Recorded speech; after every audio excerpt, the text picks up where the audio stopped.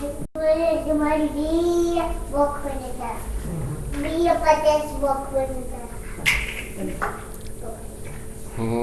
नमो भगवते वासुदेवाय।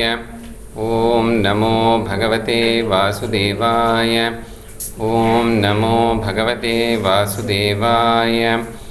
वक्रतुंड महाकाय कोटिसूर्यसमप्रभ निर्विघ्नं कुरु मे देव सर्वकार्येषु सर्वदा। गुरुर्ब्रह्मा गुरुर्विष्णुः गुरुर्देवो महेश्वरः गुरुः साक्षात् परं ब्रह्म तस्मै श्री गुरवे नमः।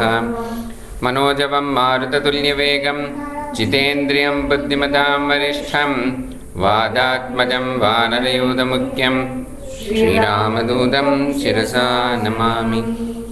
ॐ पार्थाय प्रतिबोधितां भगवता नारायणेन स्वयं व्यासेन ग्रथितां पुराणमुनिना मध्ये महाभारतम् अद्वैतामृतवर्षिणीं भगवतीम् अष्टादशाध्यायिनीम् अम्ब त्वामनुसन्दधामि भगवद्गीते भवद्वेषिणीम्।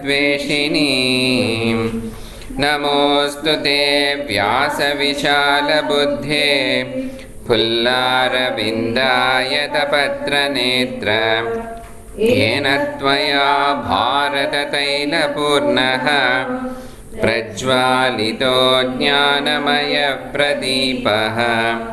प्रपन्नपारिजाताय स्तोत्रवेत्रैकपाणये ज्ञानमुद्राय कृष्णाय गीतामृतदुहे नमः। सर्वोपनिषदो गावो दोग्धा गोपालनन्दनः पार्थो वत्सत्सुधीर्भोक्ता दुग्धं गीतामृतं महत्। वसुदेवसुतं देवं कंसचाणूरमर्दनं देवकी परमानन्दं कृष्णं वन्दे जगद्गुरुं। भीष्मद्रोणतटा जयद्रथजला गान्धारनीलोत्पला शल्यग्राहवती कृपेण वहनी कर्णेन वेलाकुला। अश्वत्थामविकर्णघोरमकरा दुर्योधनावर्तिनी सोत्तीर्णा खलु पाण्डवैरणनदी कैवर्तककेशवः। पाराशर्यवचः सरोजममलं गीतार्थगन्धोत्कटं नानाख्यानककेसरं हरिकथा सम्बोधनाबोधितम्। लोके सज्जनषट्पदैरहरहः पेपीयमानं मुदा भूयाद्भारतपङ्कजं कलिमल प्रध्वंसिनः श्रेयसे। मूकं करोति वाचालं पङ्गुं लङ्घयते गिरिं यत्कृपातमहं वन्दे परमानन्दमाधवम्। यं ब्रह्मा वरुणेन्द्ररुद्रमरुतः स्तुन्वन्ति दिव्यैस्तवैः वेदैः साङ्गपदक्रमोपनिषदैः गायन्ति यं सामगाः। ध्यानावस्थिततद्गतेन मनसा पश्यन्ति यं योगिनः यस्यान्तं न विदुःसुरासुरगणाः। देवाय तस्मै नमः। सदाशिवसमारम्भां शङ्कराचार्यमध्यमाम् अस्मदाचार्यपर्यन्तां वन्दे गुरुपरम्पराम्।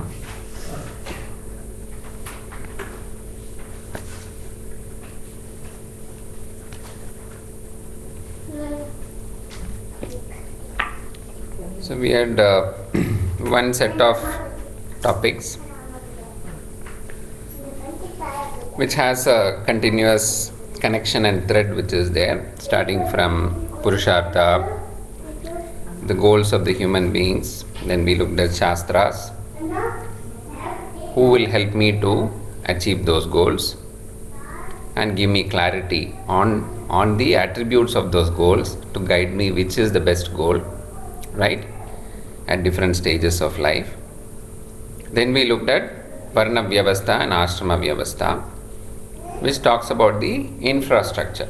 Because to achieve goals, I have to abide by certain disciplines, certain rules, certain laws, dharma, which is good for me, good for the society, good for the entire country, entire world. It has to be good so that everybody can achieve their goals, right? So of course this will be, we are doing it in very short modules, and these aspects will keep coming back. We will discuss them again. There will be questions which will be there, so that we will continue as we go along with the study of Bhagavad Gita. These things will continue. There's one question which was asked last time, which was with respect to a convention which is there generally, which talks about with respect to the age at which the Upanayana is done. One is, of course, the minimum prescribed age is in terms of 8 years for a Jati Brahmana or a Karma Brahmana, and then 12 years for a Kshatriya and 16 years for a Vaishya. We analyze that. There is also a convention that only during the odd age of the child that the Upanayana is done. So there is a clarification which was sought. So the general guidance is that there is no such restriction or limitation which is there as per our Dharma Shastras. Because these are all guidance which are come from the Smartha Karmas.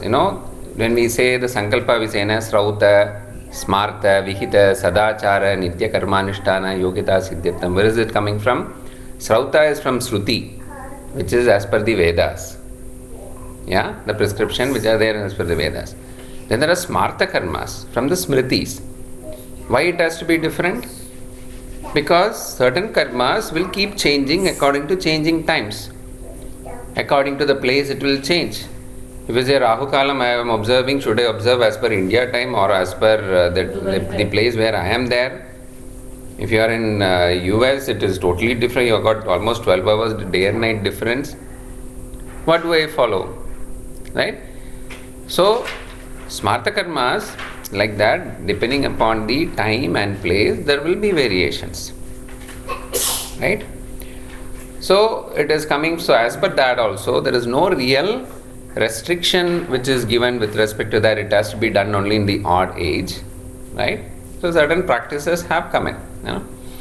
The only criteria which is there, that 8 years, that was also including the 8, 12 and 16 is including the conception as well, then including the Garbhavasa. So it means 7 years, 2 months, 11 years, 2 months, like that.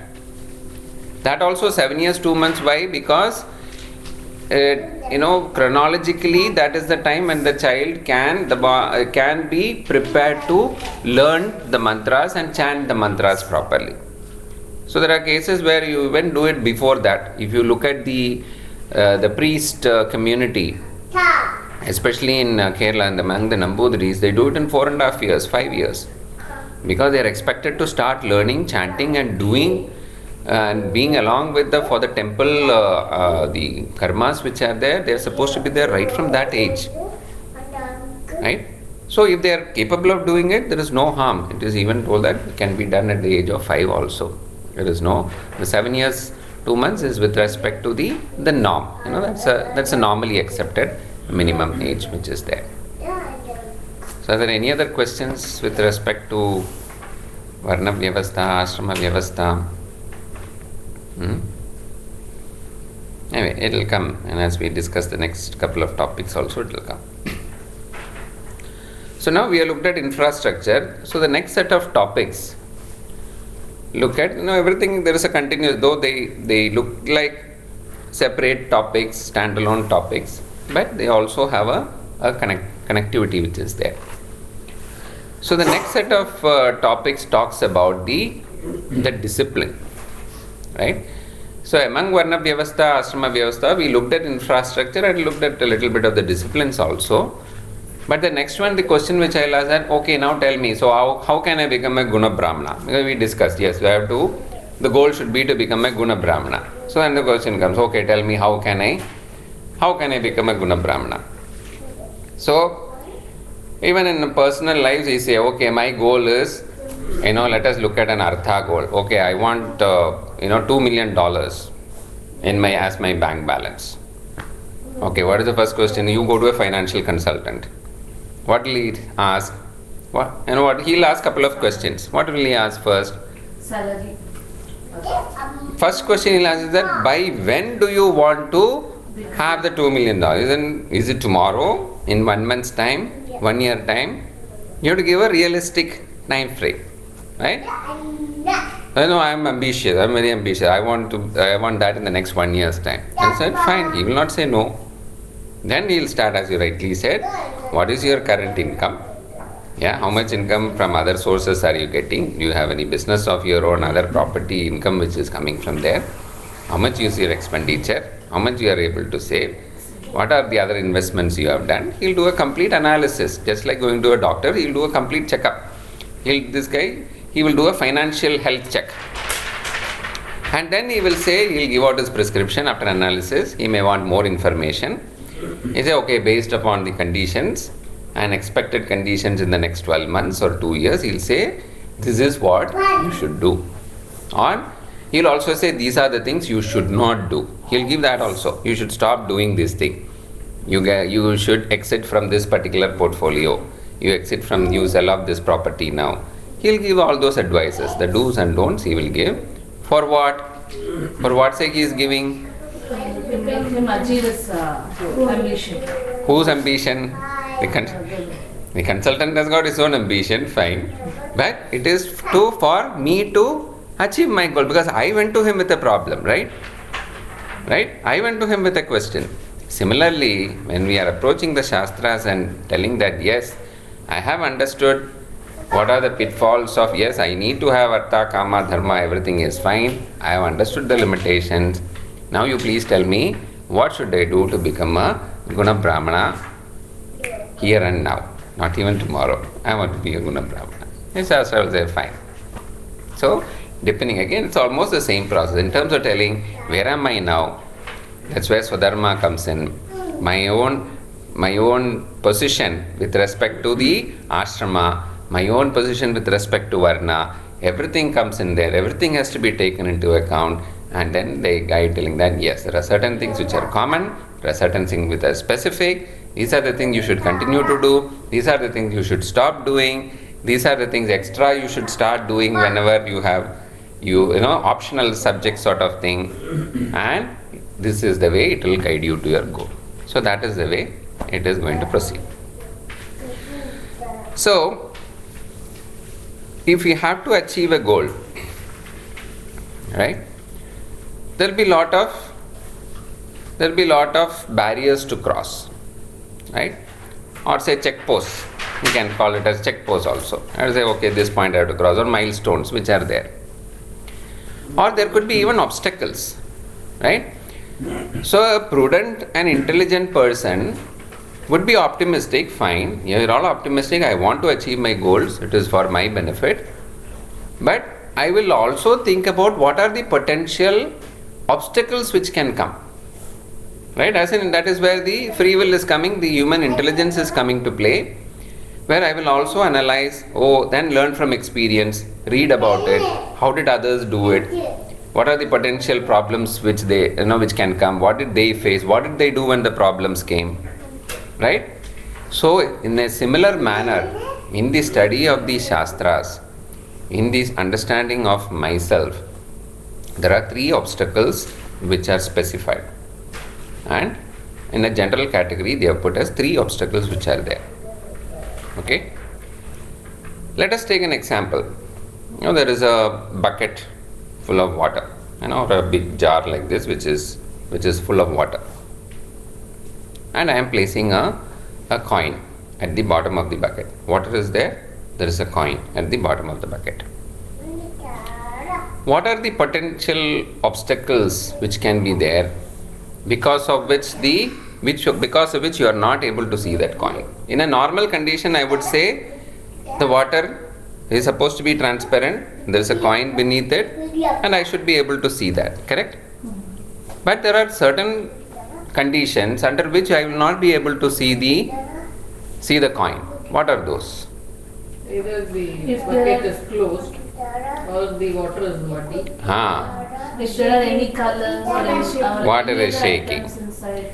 So let us look at the first one. If the water is muddy, if the water has got impurities within that, which is scattered all over, because of which, and therefore I am not able to see the coin. Can I say that the coin is not there? Based on other factors, I can say I can feel the coin, but my eyes are not able to see. This particular upakarana which is there, sense organ which is there, this is not able to see. I can feel it. Yeah? When you dropped it, I can hear it, but I am not able to see it. So therefore I cannot dismiss that the coin is not there. But anybody new coming in, they will say, is there a coin there? They will say it is not there, because they cannot see it. They have not heard the coin dropping there or touched and felt that the coin is there. So that is obstacle number 1, which is impurity, or called malam, which is an impurity. Second is, there is no impurity. The water is clean. But as you rightly said, if the water is moving, if the water is moving, there is wind which is blowing, or the vessel is shaking, right? Because of which the water is transparent, but still you will not be able to see the coin. Right? Then we'll say, okay, hold it properly, let the water settle down. Then we'll say, okay, see now. Then you can see it. That is the second obstacle, which is called vikshepa. Vikshepa means it keeps moving around. It's not steady. Right? Chanchalam. Third obstacle is, it is there, the bucket is there, the coin is there, but somebody has put a cloth over it. So many items. Right? There is a cover on top of it. Right? And say, are you able to see the coin? They'll say, what are you telling? First of all, remove the cover, no? Then only I can attempt to see that. Yeah? Or there is a cover which is just spread on top of the layer of water, which you cannot easily remove. Right? There is some dust which is settled on top of the layer. Or like in certain lakes and all, you see, there is growth of these green plants which are there. It will appear as if there is no water there. It will appear as if there is a complete vegetation, but it's a cover. Correct? So this is the third obstacle which is there, which is called the avaranam, which is, there is a cover which is there. Yeah, so there are 3 problems, potential problems which can be there, which doesn't allow me to see what really is the truth. The truth is that there is a coin underneath the water. Right? So I take into account that yes, these potential issues can be there, and therefore I ask a solution which takes care of all these 3 problems. Yeah? How much should I know? How much should I do? Yeah? How much should I do to achieve, to remove the problem of malam? What should I do to remove the problem of vikshepa? How much should I do depends upon whom. What is the doctor's prescription? It is dependent upon what is my condition. Therefore, the prescription is always individual. Right? I cannot apply one person's prescription to the other. Right? So the next set of 3 topics actually talks about how to remove these three obstacles, how to handle these. So the first one of malam, impurity, the remedy which is given is called karma yoga. Okay? And then for vikshepa, it is called Upasana Yoga, and for Avaranam it is Jnana Yoga. Jnana. So Okay. Avaranam can be considered as Ajnanam also. Absolutely. Ignorance. Absolutely. Ignorance. Yeah. Because what is the goal here? The goal is moksha, or the goal is happiness. Happiness always. Right? And the Shastra says you are happiness. You are 100% happiness always. Only thing is, it is being covered because of these three obstacles which are there. You are not able to see that. You are not able to realize that. So that is what is called self-realization. Realizing that the true nature of myself is always happiness. Satchidananda Swarupa, that is what is called Satchidananda Swarupa. I am not able to see myself as a happy person because of these obstacles, because of these problems. And the Shastra just guides us in terms of telling, hey, Amritasya Putraha, that is the way he addresses. You are all Amrita, Amritasya Putraha. You are all Amritaha. There is no Mrityu. There is no Mrityu means there is always Ananda. You are always ever existent, blissful. Only thing you have forgotten your true nature. And I will help you to understand that your true nature is happiness and lead us. That is moksha. That is Ananda. Right? So the first topic, Karma Yoga. What is Karma Yoga? What do we understand by Karma Yoga? All of us have got some understanding of Karma Yoga, right? Karma, two words. Karma and Yoga. Proper action with proper attitude.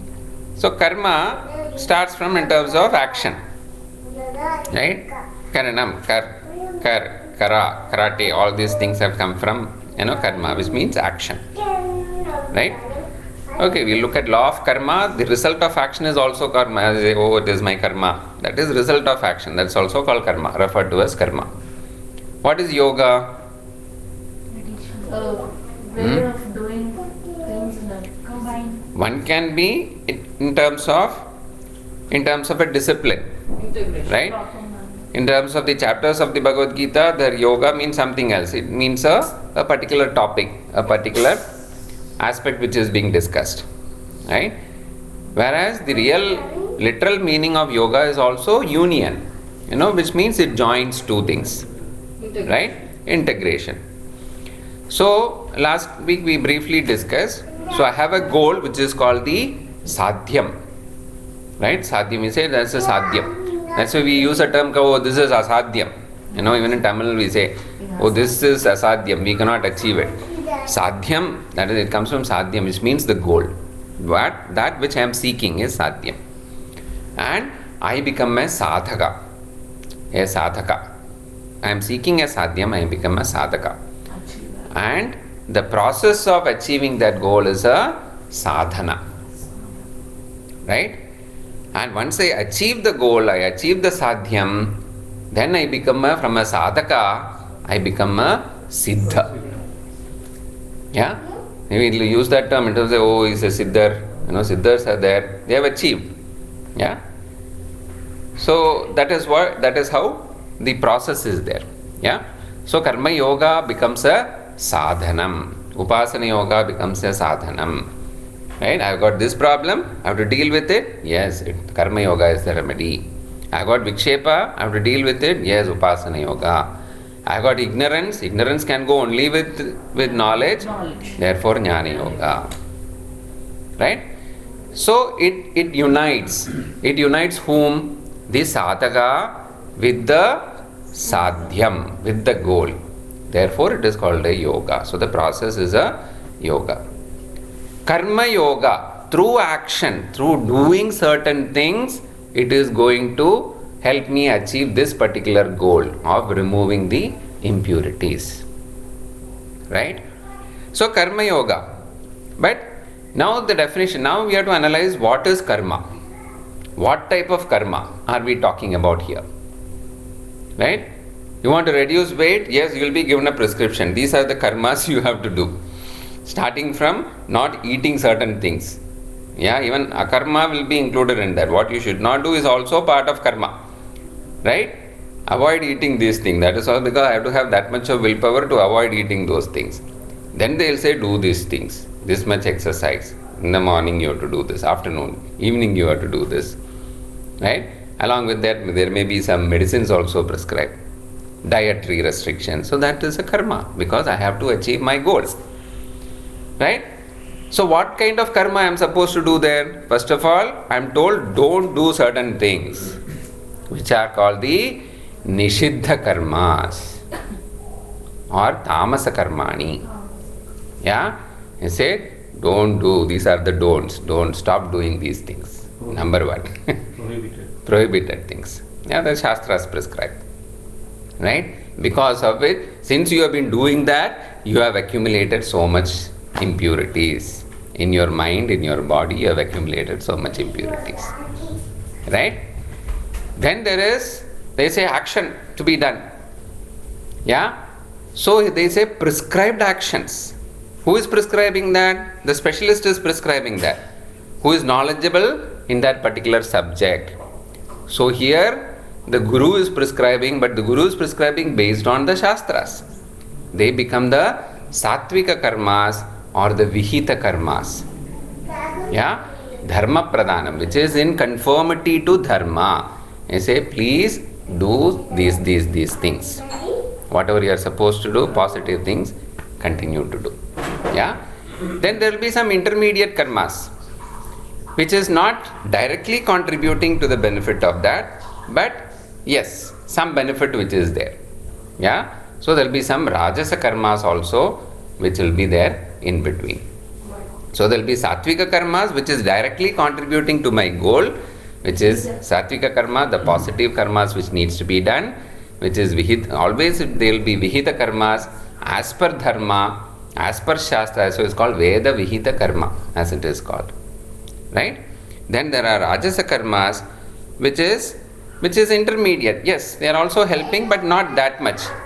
And then there are Adhama karmas or Nishiddha karmas, which I am not supposed to do at all, because it is pulling me away from my goal, which I should stop doing completely. Right? Now let us look at these three things. What are Sattvika karmas? Which is prescribed by the Shastras, and there is no choice there. They are choiceless karmas. Who decides what karmas are choiceless? What are I am supposed to do? Who decides that? Shastras. Based on what?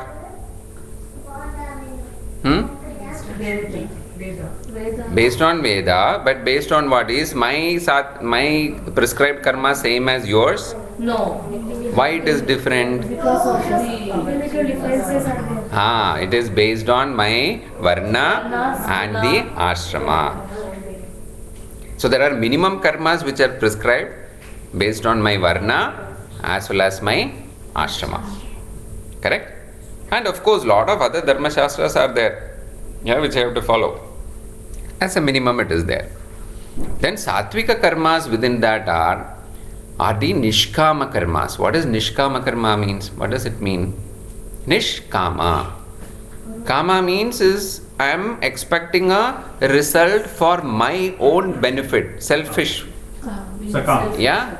That becomes Sakama. Once I am expecting a result which is only for my benefit, that becomes Sakama. So whereas the Shastras prescribe these karmas, which are Nishkama. They say, okay, crudely we'll say that, okay, don't expect any result. We'll see that in detail in chapter 2. It's not about not expecting results, but we are doing always expecting a result, but expecting a result not for my personal benefit, but it is for Loka Samasta Sukhino Bhavantu. Without attachment to the result. Right? Nishkama karma. Right? For what? For my own growth. To take care of my obstacle of malam. I have got a problem of malam. So much impurities are there. Therefore, I have to take care of it. Therefore, I have to do. And what is the priority here? It is dharma and moksha pradhanam. It is not for artha. It is not for kama. But it is for dharma and moksha pradhana karma. They are also called as uttama karmas. It is the highest in the order. They are also called para upakara karmas, paropakara. So, there is a Sanskrit verse there, Paropakaraya Vahanti Nadyaha, Paropakaraya Duhanti Gavaha, Paropakaraya Phalanti Vrikshaha, Paropakarartham Idam Shariram. Just look at Nadyaha, how much they are just there for Paropakaram. They are not existing for their own sake. Duhanti Gavaha, the cows which give milk. Phalanti Vrikshaha, the trees which are giving the fruits and vegetables. And therefore, I have been blessed with this body for not my, I have my goals, but it is primarily for the benefit of others, Paropakarartham. Yeah. So, another verse says, Sruyatam dharma sarvasvam srutva cheva avadharyatam paropakara punyaya papaya parapidanam. Paropakaram is the only thing which is going to earn that punyam. Parapidanam is papa. Yeah. So, we'll see that one by one. So, what is the minimum prescription? Now, there are certain common prescription, general prescription, which is applicable for everybody. Yeah. Then there will be specific prescription. So, the minimum which is prescribed for everybody to do, every human being to do, is called as the Pancha Maha Yajna. Pancha Maha Yajna, 5 yajnas. Right? First one is called the Deva Yajna. Deva Yajna means what? To the Lord, to Ishvara. Recognizing that yes, we analyze the issue of fallibility and infallibility. We say yes, there is somebody who is beyond my comprehension, who is guiding me, who is all powerful, and therefore unto that particular Ishvara I have to pray. Which Ishvara should I pray? It will depend on what? Come back to your Varna and Ashrama. So within the Pancha Maha Yajna, yes, everybody has to do, but what individually I am supposed to do will be guided by my Kula Dharma, my Varna Dharma, my Ashrama Dharma. All those things will have to be taken into consideration. That is why there will be variations. Even what I do in different stages of life as Deva Yajna will be different. What do we tell our children as Deva Yajna? What do? They chant slokas, we teach them slokas and say, okay, chant this every day. Then there are stotras which are there, we tell them, okay, special occasions, chant them. Once the Upanayanam is done, we say, okay, Sandhyavandanam. Right? And then as a Grihastha, you continue to do Deva Yajna, but your prescription now changes, what you are supposed to do. Correct? You get qualified to do Yajna, fire rituals. And the fire rituals, of course, it is there even when you are a Brahmachari. The Samdadanam is there. Your temple visits are there. All those things you continue to do. Deva Yajna in different forms. Puja, Japa, pilgrimage, all those things. Right? Then the second one is Pitra Yajna, which is Pitras, immediate parents, entire lineage of ancestors, for two things. One is as a thanksgiving, in terms of telling, because of them I am here today. We analyzed that a little bit last time also. Taking care of them, when they are alive, worshipping them, then doing what is supposed to be done for Pitras, for the forefathers. It is the Shraddha Karma which is there, the Tarpanam which is there. So, one of the verses again says that Yesham na mata na pita. We looked, this question was there last time. What happens to those who don't have children? Yeah? Or, sons are supposed to do, if sons are not there, what will happen? So that is what is given here.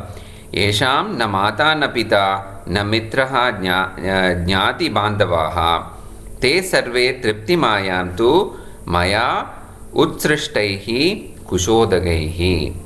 When I am doing what I am supposed to do, I am also offering for the sake of others.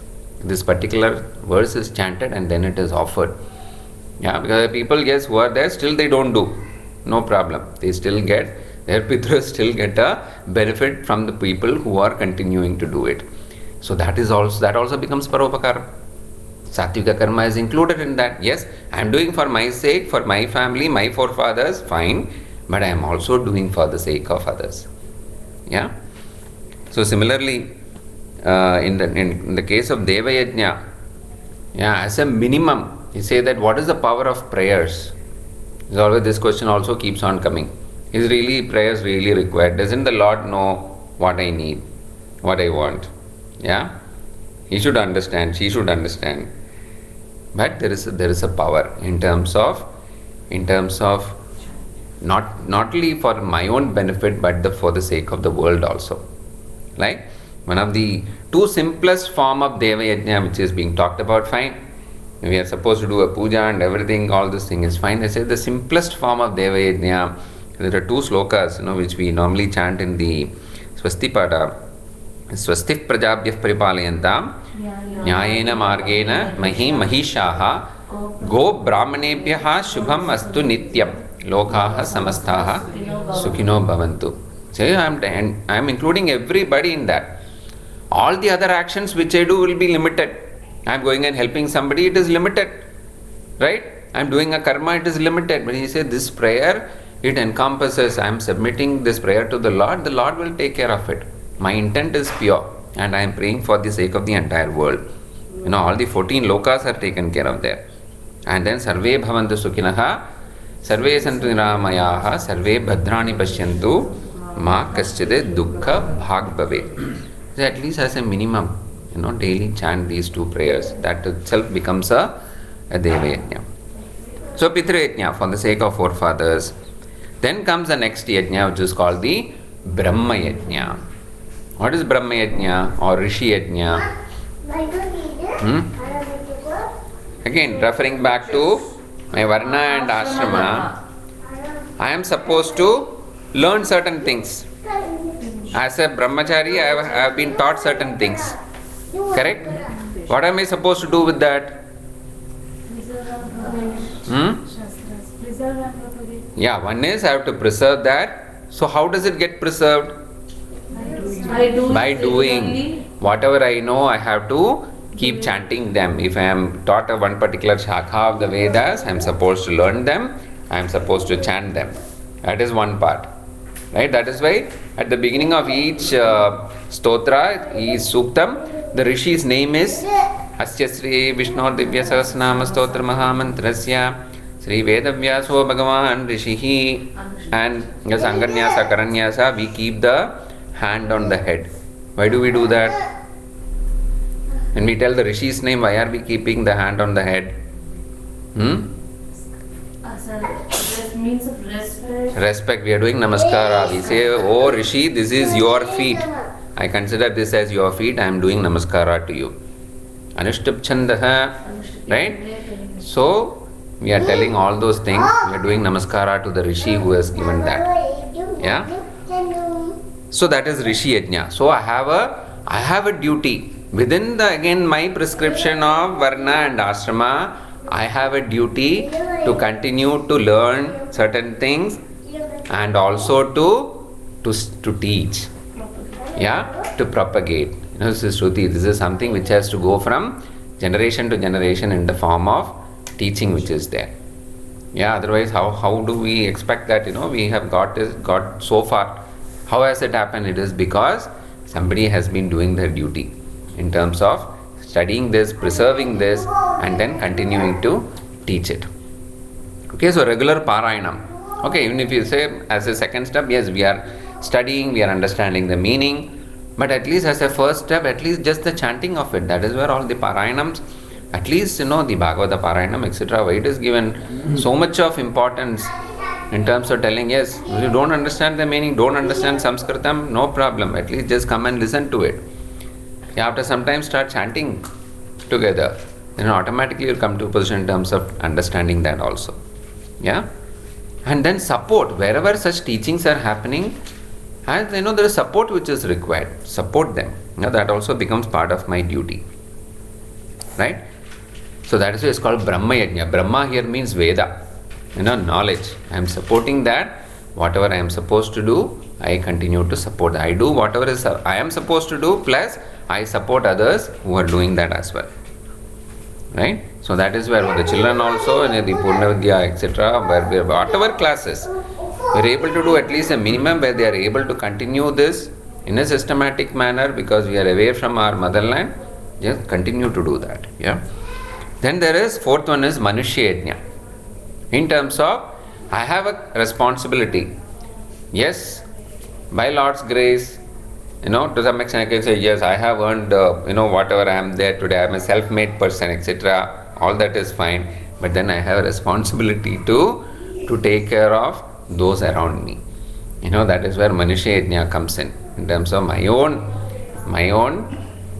clan of people who are there, my own species who are there, I have to take care of them. I have got a responsibility. Because the environment, otherwise, why there are so much of issues and social unrest, etc., which is happening? Because they are not being taken care of. When people has to be taken care of, if they are not taken care of, it becomes an issue for the society, it becomes an issue for the country, and then it comes back to me. I will get affected ultimately. So, behind everything, you can say, yes, there is a selfish motive, but at least I have to understand that, yes, I will be affected, so let me start doing it. Right? And therefore, as a continuation, Bhuta Yajna, which is for the entire environment. Yeah? The animals, the plants, the entire Jagat which is there, I have to take care of it. Yeah? Serve all the other living beings, respect all forms of life. So, Ahimsa comes as part of that. Environment protection comes as part of that. You can find so much of emphasis on that now, in terms of taking care of the environment, because there is so much of damage which has already been done. He say at least stop doing certain things where the damage will be limited.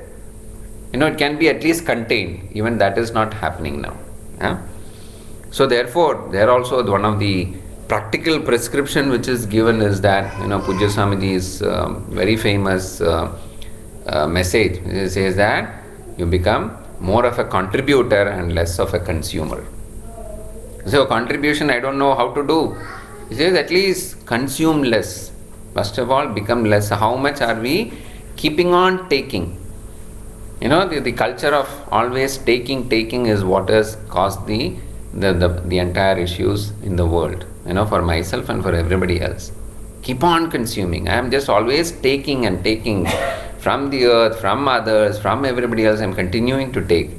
And what I contribute, it is not even a minuscule of that. You say, one of the best service which we can do for everybody else, for the others, paropakaram, for the environment is that consume less. Consume just what is minimum required for you.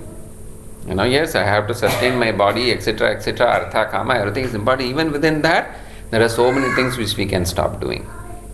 Yeah, so that becomes a yajna in itself. So this is what is the Panchamaha Yajnas, Deva Yajna, Pitra Yajna, then Brahma Yajna, then Manushya Yajna and Bhuta Yajna. Right? So any questions there? So in Brahma Yajna also we got a verse which says Adhyapanam Brahma Yajnaha Pitra Yajnastu Tarpanam Homo Devo Belir Bhautaha Nirayajnyo Tidhi Pujanam. Nirayajna is Narayajna, which is Manushya Yajna. Yeah?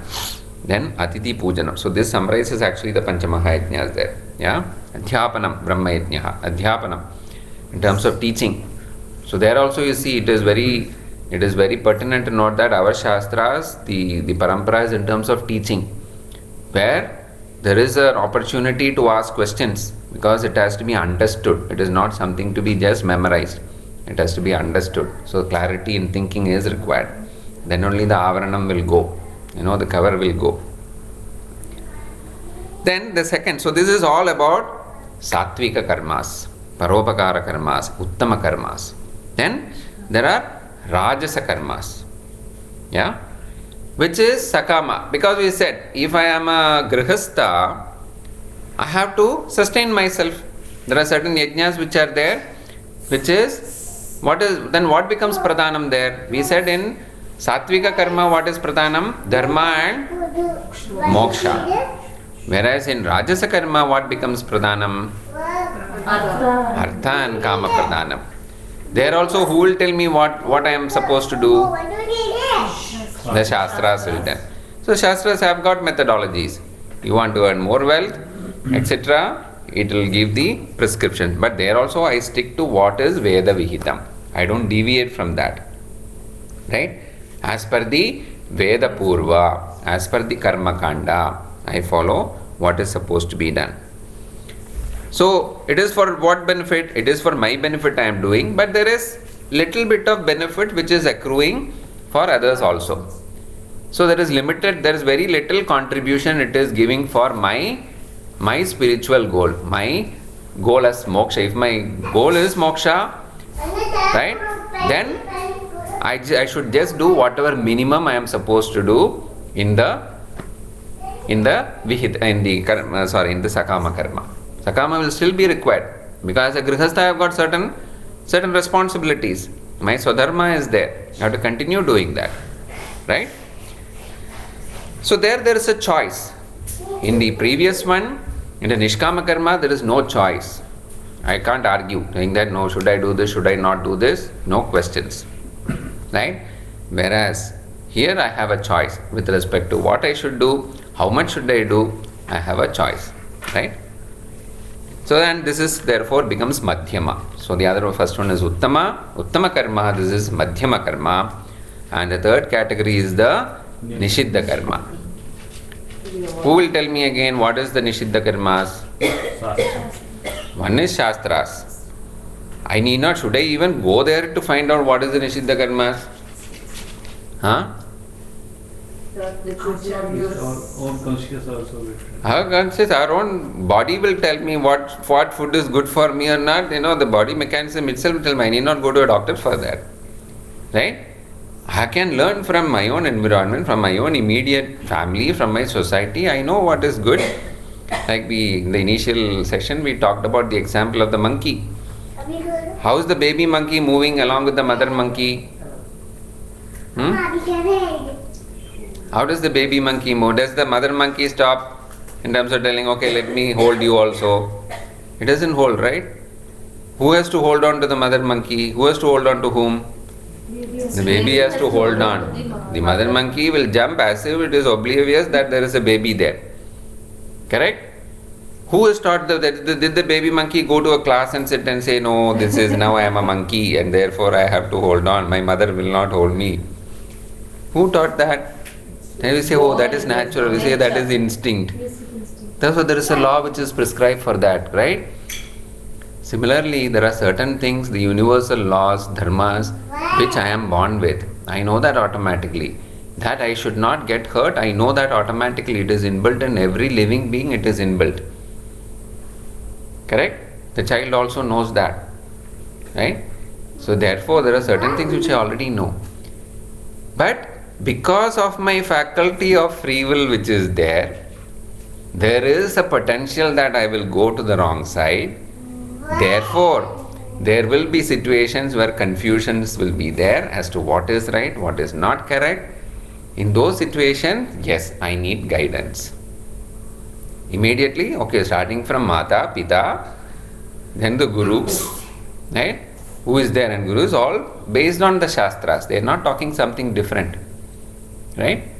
So that guidance is there as to what are the nishiddha karmas. So always you say, don't do this, don't do that, don't do this. Based on what?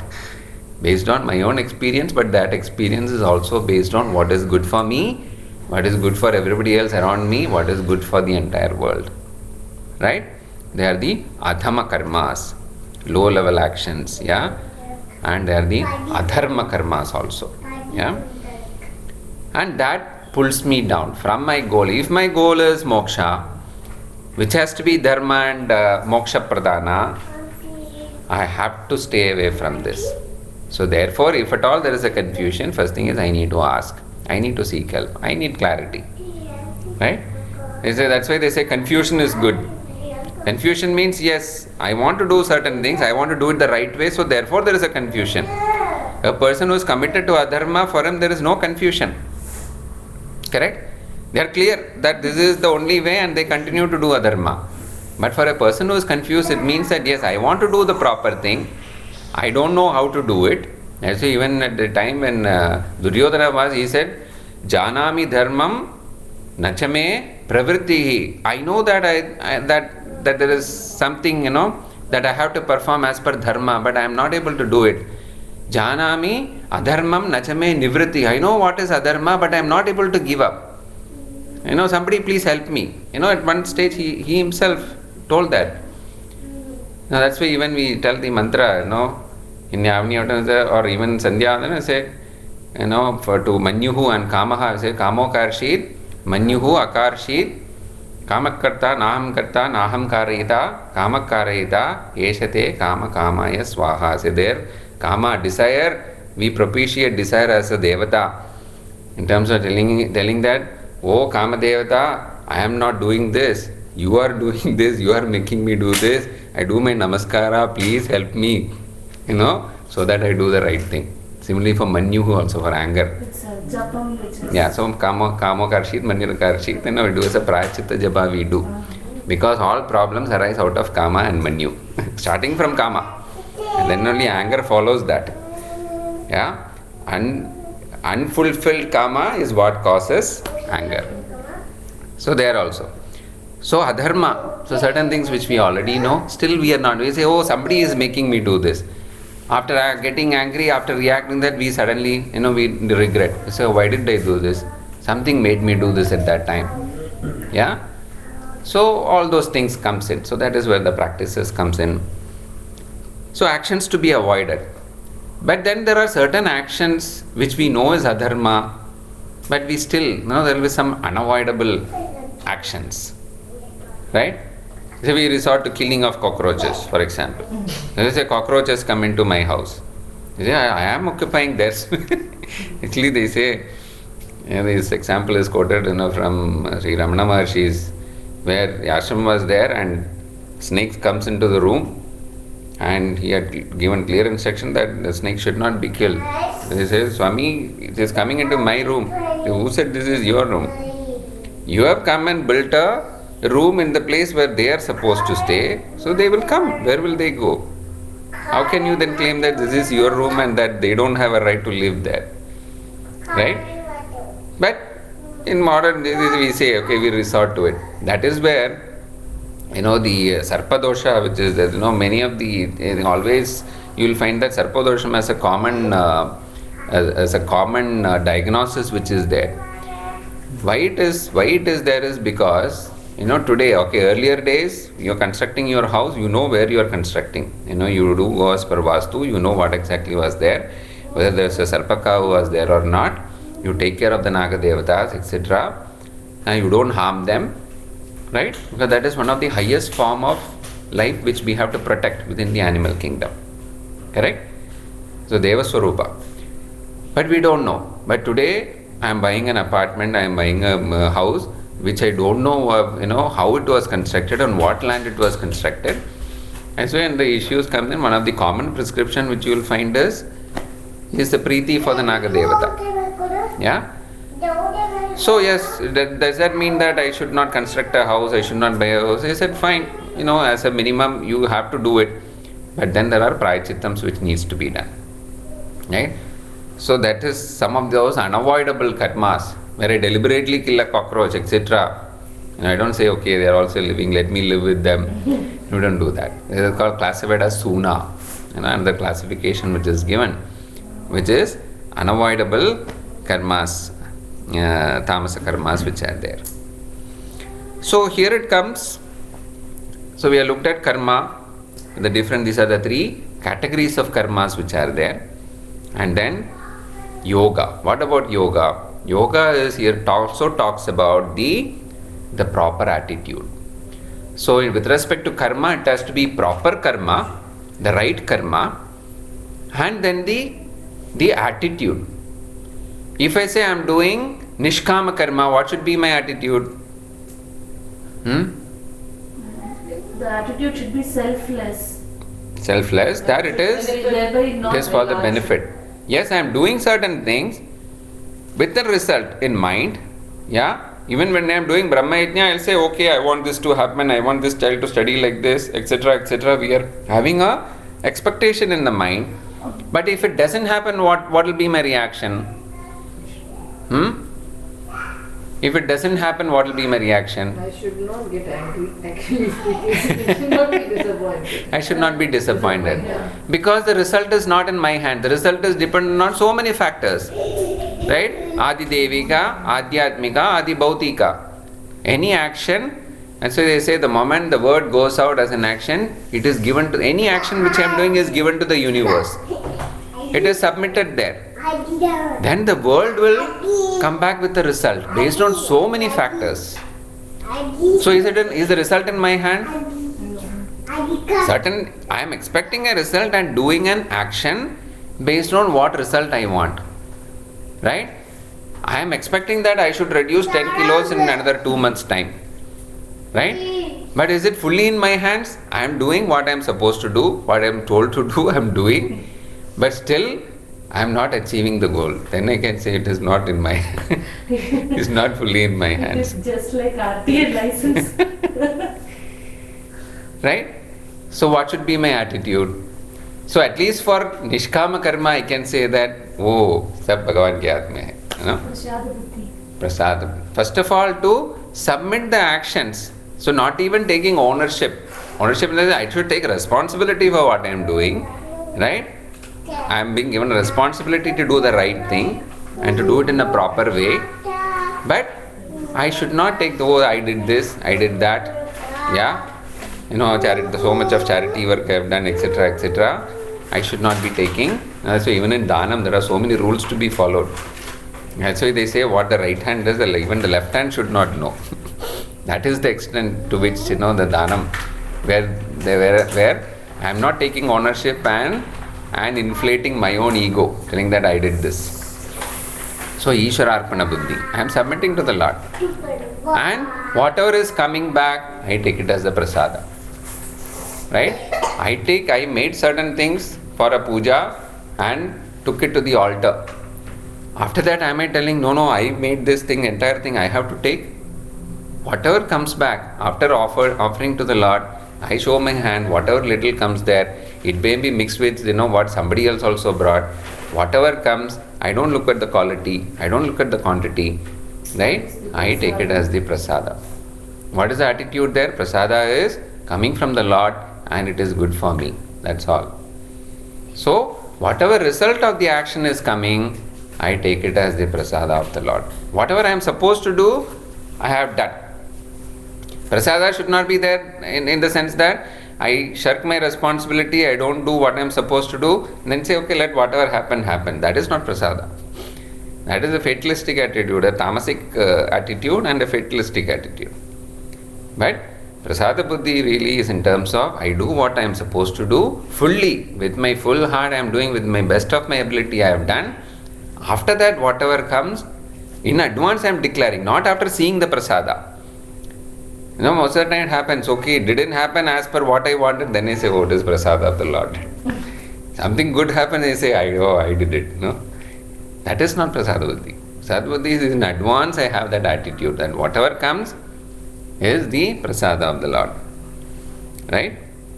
So, Ishwararpana buddhi, prasada buddhi, and there is one more factor in yoga which is called karma kaushalam. Doing the action in the proper manner as it is intended to be. That is karma kaushalam, which we will see more in the second chapter also. Yeah.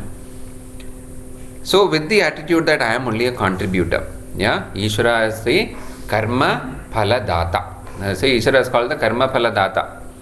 Ishvara is not being partial, telling that this much, for him, this much for her. No. I am getting back based on what I am supposed to get. Therefore, I accept it. That's the prasada. Only 1 drop fell in my hand, 2 drops fell for him. No, I don't start comparing them. Right? So, what is the benefit of this karma yoga? We started what was the problem, right? What is my goal? How I should achieve that?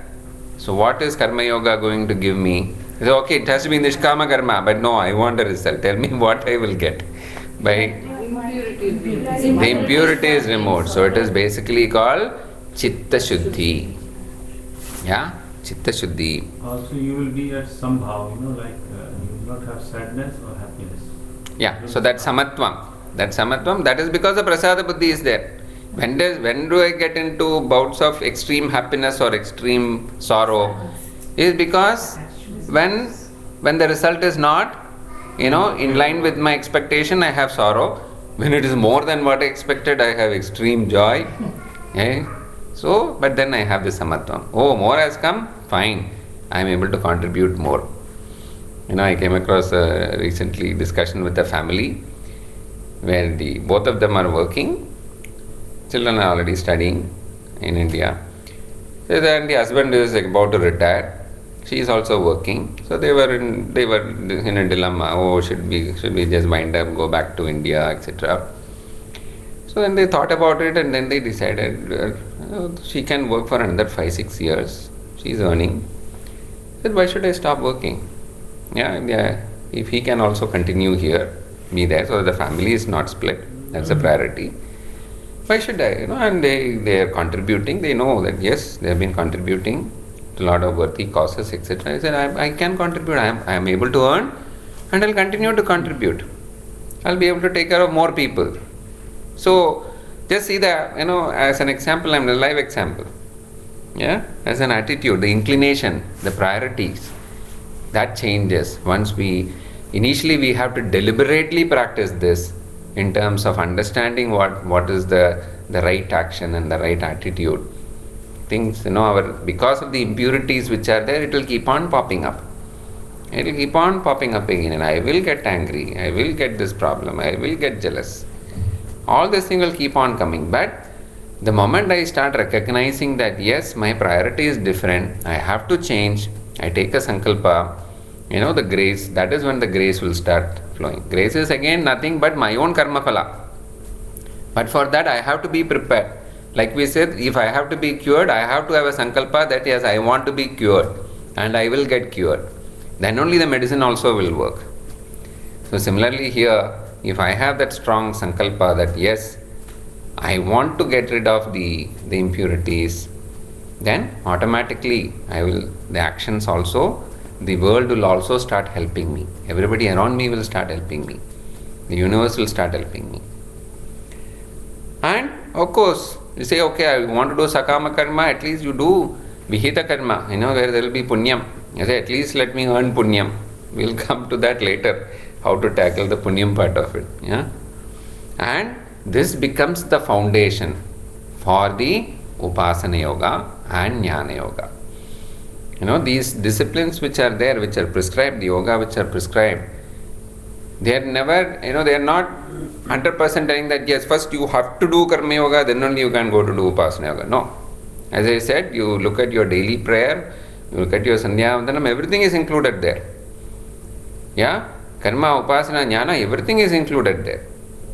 So similarly here also, it will automatically pave the way. It is like the foundation which is there. Yeah, as much as I say, okay, let me tackle Vikshepa first. Yeah, you tackle Vikshepa, but you are still not able to see the coin. You say, your mala is not removed, so what is the point in just tackling Vikshepa? Then you just go and start tackling mala, by the time your Vikshepa is back. So yes, there are certain things which can go in parallel. Jnana yoga can go in parallel. But depending upon where I am, my situation, I have to deliberately be aware and get into this mode of karma yoga. So for that I have to, all the minimum, the nishkama karmas of panchamaha yajnas, then of course the sakama karma, as a grihastha, yes, I am permitted to do it, fine. Then of course to understand what are the nishiddha karmas which I am doing, stopping that itself will be the biggest blessing which I can have. Right? So the result, the benefit is chitta shuddhi. And then of course, it will help me to prioritize. Once the chitta shuddhi comes, clarity of thinking comes in. And then I am able to prioritize my action so that it leads me to dharma and of course to moksha. Okay? Any questions?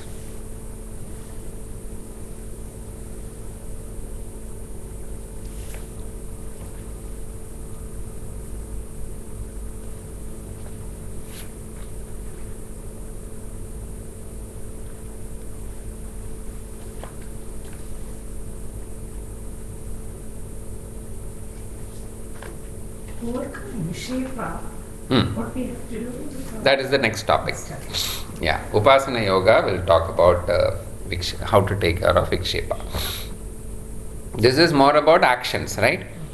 So where now in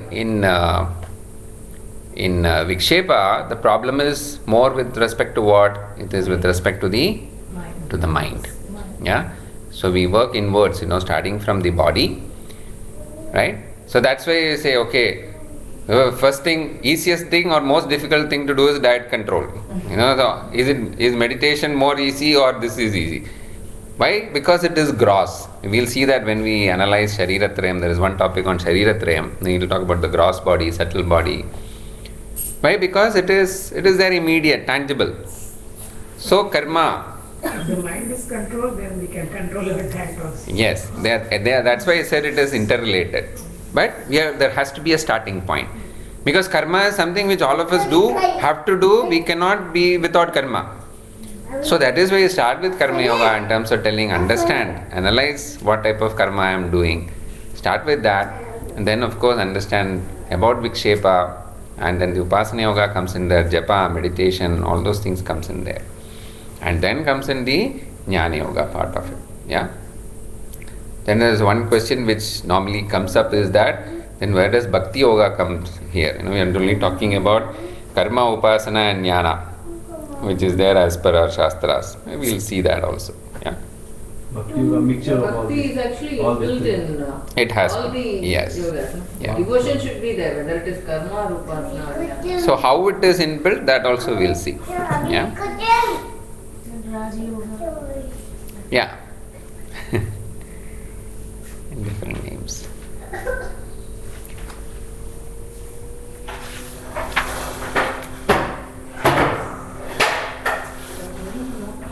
Okay.